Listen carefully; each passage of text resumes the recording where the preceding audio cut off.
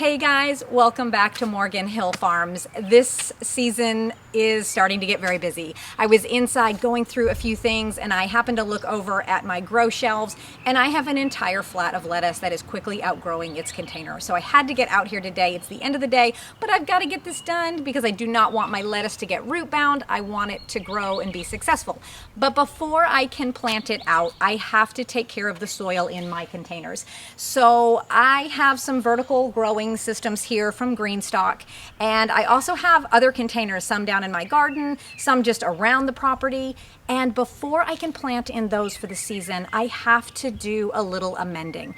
When you plant in containers, the soil very quickly gets depleted of nutrients, and you just want to take a little bit of time before you start growing in them this season so that your plants will be successful. So that's what I'm going to do, and I'm going to tell you guys what I do so that my plants will grow nice and healthy in this old soil.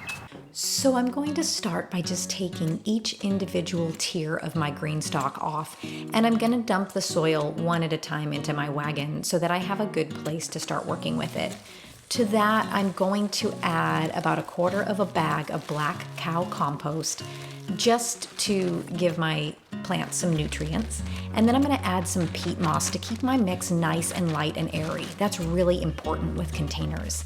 Then I'm going to take 1/2 cup of blood meal for nitrogen, 1/2 cup of bone meal for root development, and 1/2 cup of green sand, just to give me any trace minerals or things that I might be missing in my soil.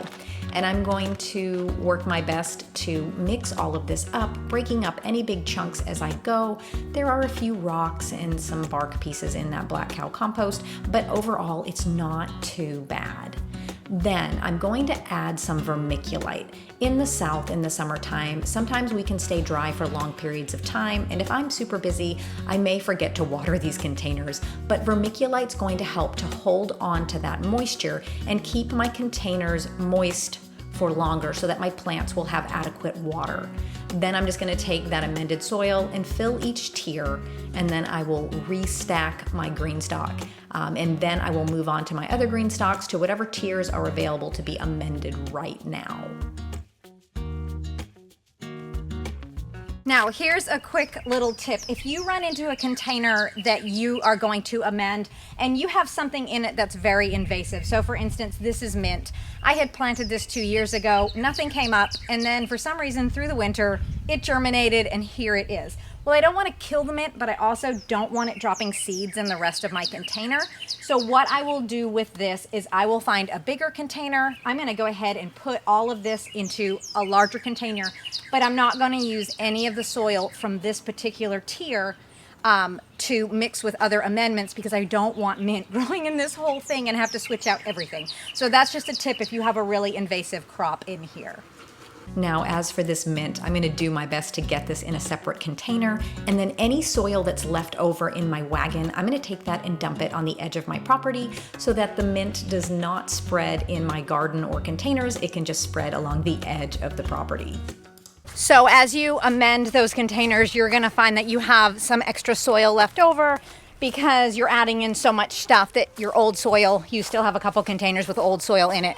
So what I do is I just bring it down to any garden area that needs a little extra soil. So you can see right here, and we are going to be filling this up with a good amount of soil this year, and I knew that, so I just went ahead and dumped a few extra containers of soil in here so that I can fill those containers with my newly amended soil. But while I was over here, I did notice something, and I wanted to show you guys because I thought it was pretty cool. So you can see behind me, this is one of our chicken coops, and you can see these vines that are growing up the walls of the run. Those are grapevines, and initially we just planted those there so that the chickens would have some shade. But last year, man, it was like a jungle. It was fantastic.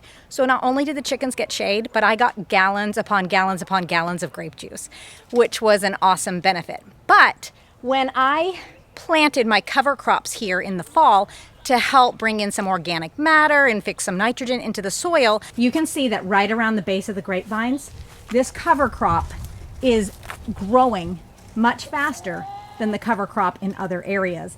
And that is because all of the nitrogen from the chicken run is kind of being leached out right around here. So that is pretty cool. you can see how much it's actually growing. So not only do I have green stalks, but I also have some really big containers right here and some right behind me here that I do plant my tomatoes in during the year.